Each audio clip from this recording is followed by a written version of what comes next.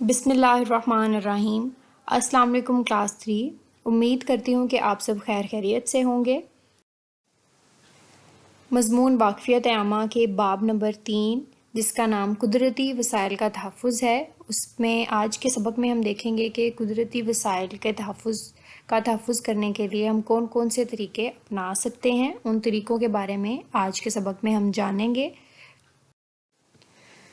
سبق شروع کرنے سے پہلے آج کے حاصلات تعلم کو آپ کے ساتھ ڈسکس کرتی چلوں کہ جب ہم یہ سبق پڑھ چکے ہوں گے یا پورا ہم سیکھ چکے ہوں گے تو آپ اس قابل ہو جائیں گے کہ آپ قدرتی وسائل کے تحفظ کے لیے خود سے تجاویز دے سکیں۔ آپ خود سے یہ بتا سکیں گے کہ ہم اپنے قدرتی وسائل کو، نیچرل ریسورسز کو سیو کرنے کے لیے، ان کو محفوظ کرنے کے لیے کون کون سے طریقے اپنا سکتے ہیں۔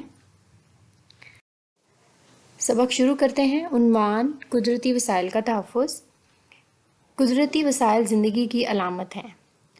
زندگی کو بچانے کے لیے قدرتی وسائل کو تباہ ہونے سے بچانا ضروری ہے۔ جیسا کہ آپ کو پتہ ہے قدرتی وسائل مطلب ہوا، پانی، مٹی، درخت، پودے، یہ تمام قدرتی وسائل کی مثالیں ہیں، اور ہم انسان اور جانور اور تمام جاندار چیزیں ہر وقت کسی نہ کسی طریقے سے قدرتی وسائل سے انٹریکٹ کرتی ہیں یا ان کی محتاج ہوتی ہیں زندہ رہنے کے لیے۔ اس کی چھوٹی سی ایک مثال ہمارا سانس لینے کا عمل ہے کہ ہمیں سانس لینے کے لیے ہر وقت ہوا کی ضرورت ہوتی ہے، جو کہ ایک قدرتی وسائل ہے، اور ہمیں اپنی پیاس بجھانے کے لیے پانی کی ضرورت ہوتی ہے، وہ بھی قدرتی وسائل کی مثالوں میں آتا ہے۔ تو اس طرح ہمارے چھوٹے چھوٹے کاموں کے لیے بھی ہمیں قدرتی وسائل کی ضرورت پڑتی ہے۔ تو اگر ہم نے اپنے قدرتی وسائل کو بچانے کے لیے کوشش نہ کی تو زندگی کو بچانا بھی مشکل ہو جائے گا۔ اب یہاں پہ کچھ طریقے آپ کے ساتھ ڈسکس کرتی چلوں کہ کون سے ایسے طریقے ہیں جن سے ہم قدرتی وسائل کو بچا سکتے ہیں یا ان کا جو ہے وہ تباہی جو ہے وہ کم سے کم ہو سکتی ہے۔ سب سے پہلا یہ کہ قدرتی وسائل کو سوچ سمجھ کر ضرورت کے مطابق استعمال کیا جائے۔ جہاں پانی کی ضرورت ہو صرف وہاں پانی استعمال کیا جائے، بلا ضرورت پانی کو نہ بہایا جائے۔ جہاں پہ ہمیں بجلی کی ضرورت ہے وہاں بجلی کو استعمال کیا جائے، بلا ضرورت نہ استعمال کیا جائے۔ تو جتنے بھی قدرتی وسائل خدا نے ہمیں دیے ہیں، جیسے کہ سوئی گیس ہے، پیٹرول ہے، اس طرح کی تمام چیزیں جو قدرتی طور پہ ہمیں اللہ تعالیٰ کی طرف سے ملی ہوئی ہیں، تو ہمیں ان کو سوچ سمجھ کے ضرورت کے مطابق استعمال کرنا چاہیے۔ درخت بھی اللہ تعالیٰ کی ایک ایسی ہی ایک نعمت ہے، تو ان کو بلا ضرورت نہ کاٹا جائے، جہاں ضرورت ہے صرف وہاں کاٹا جائے۔ اور اگر ہم نے درختوں کو کاٹ لیا ہے تو کاٹے گئے درختوں کی جگہ پہ نیا درخت اور پودا ضرور لگائیں، تاکہ اس کمی کو پوری کرنے کی کوشش کی جا سکے۔ جو ایک درخت کو یا دو درختوں کو کاٹ کے ہم نے ایک کمی پیدا کی ہے، اس کمی کو پورا کیا جا سکے۔ اور فیکٹریوں اور گھروں سے نکلنے والے پانی کو صاف کر کے قابل استعمال بنایا جائے۔ گھروں اور فیکٹریوں سے جب پانی ہم استعمال کر کے اس کو باہر بہاتے ہیں تو موسٹلی یہ ہوتا ہے کہ وہ گندا پانی ہوتا ہے، اس کو دوبارہ ہم پی نہیں سکتے، یا وہ صاف ستھرا نہیں ہوتا تو ہم اس کو اپنے استعمال میں نہیں لا سکتے۔ تو اس کو صاف کرنے کا مناسب انتظام کیا جائے، یا اس کو صاف کیا جائے تاکہ ہم اس پانی کو دوبارہ استعمال کر سکیں۔ بے شک فصلیں اگانے کے لیے استعمال کریں یا کسی اور کام کے لیے استعمال کریں، پینے کے لیے نہ بھی ہو، لیکن اس پانی کو اس قابل بنایا جائے کہ وہ دوبارہ استعمال ہو سکے۔ اور بارش کے پانی کو جمع کرنے کے انتظامات کیے جائیں۔ اسی طرح جو بارش کا پانی ہوتا ہے وہ بھی صاف ہوتا ہے، ہم اس کو پی نہیں سکتے، لیکن اس کو اگر ہم تھوڑا صاف کر لیں تو وہ پینے کے قابل بھی ہو سکتا ہے۔ تو ایسے انتظامات کیے جائیں جس سے بارش کا پانی بہے نہ، ضائع نہ ہو، بلکہ اس پانی کو جمع کر لیا جائے اور اس پانی کو استعمال کیا جا سکے بعد میں۔ اسی طرح سے پانی، بجلی اور گیس کو صرف ضرورت کے مطابق استعمال کریں، جہاں ضرورت ہے وہاں استعمال کریں۔ یہ تو ہم گھروں میں بھی، سکولز میں بھی ہر وقت آپ کو کہتے رہتے ہیں کہ اگر ہمیں لائٹ کی ضرورت نہیں ہے، روشنی پہلے سے کافی ہے، تو ہمیں بلا ضرورت لائٹ نہیں چلانی چاہیے، بلا ضرورت پنکھے نہیں چلانے چاہیے۔ جہاں پہ بالکل گیس کی ضرورت نہیں ہے وہاں پہ گیس کو چلتا ہوا نہیں چھوڑنا چاہیے۔ پانی کی ضرورت ہے تو پانی کی ضرورت نہیں ہے تو پانی کو بھی چلتا ہوا نہیں چھوڑنا چاہیے۔ ایک اور طریقہ ہے کہ توانائی کے جو متبادل ذرائع ہیں، یعنی کہ ہم بجلی پیدا کرنے کے لیے جو پانی استعمال کرتے ہیں، پانی ہمارا دنیا سے پہلے ہی پینے والا پانی بہت کم ہوتا جا رہا ہے۔ بہت سے ایسے علاقے ہیں جہاں پہ لوگوں کو صاف پانی میسر نہیں ہے پینے کے لیے، تو ہم بجلی بنانے کے لیے بھی صاف پانی کو استعمال کر رہے ہیں، تو اس پانی کو ضائع ہونے سے بچانے کا ایک طریقہ یہ بھی ہے کہ ہم پانی کی بجائے شمسی توانائی اور ہوائی توانائی کو استعمال کریں، یعنی کہ سورج کی روشنی سے جو حرارت مل رہی ہے، انرجی مل رہی ہے، اس سے بجلی بنائیں، جیسا کہ سولر پینلز لگا کے ہم بجلی بناتے ہیں، ان کو استعمال کیا جائے۔ اور دوسرا، ہوا سے بھی بجلی بنتی ہے، تو ہوا سے جو ہے وہ اس سے ہمارے انوائرمنٹ میں کسی چیز کی وسائل کی کمی نہیں آ رہی۔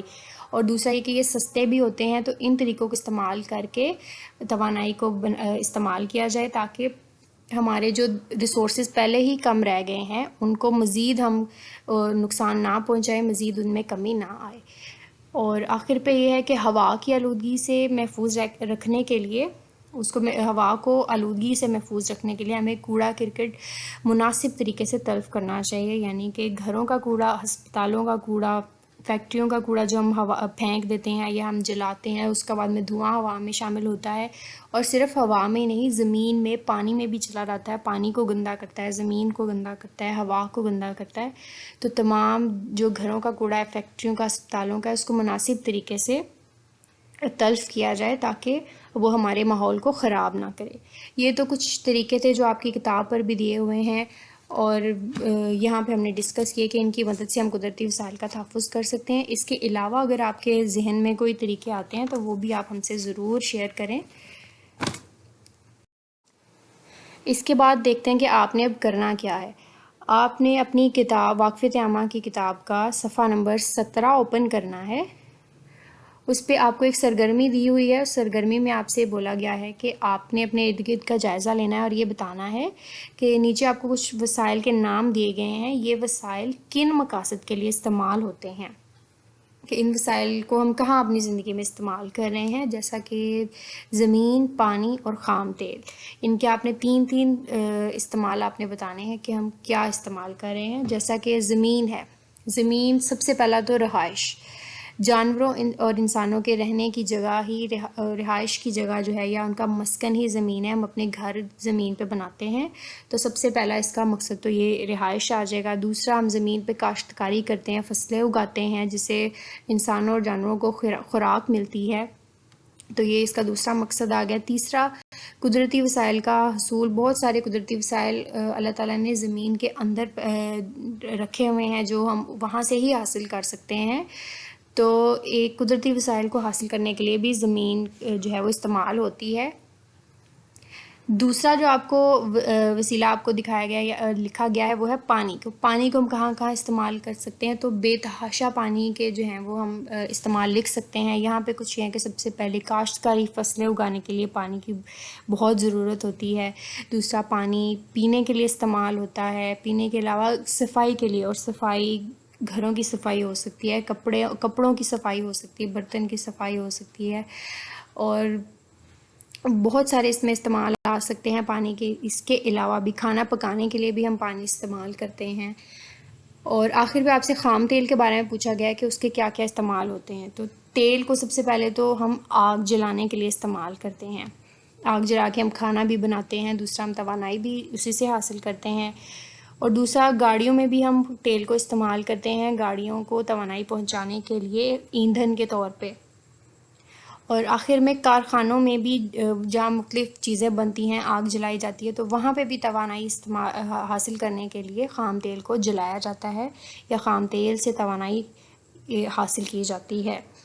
تو یہ کچھ طریقے، یہ کچھ مقاصد ہیں جن کے لیے ہم ان وسائل کو استعمال کرتے ہیں۔ آپ ان کے علاوہ کوئی اور مقاصد لکھنا چاہتے ہیں تو آپ لکھ سکتے ہیں۔ آج کے سبق کے لیے بس اتنا ہی۔ امید کرتی ہوں کہ آپ کو سب سمجھ میں آیا ہوگا۔ پھر بھی اگر کوئی کویسچن ہے، کوئی کنفیوژن ہے تو وہ آپ مجھ سے پوچھ سکتے ہیں۔ تھینک یو سو مچ۔ اللہ حافظ۔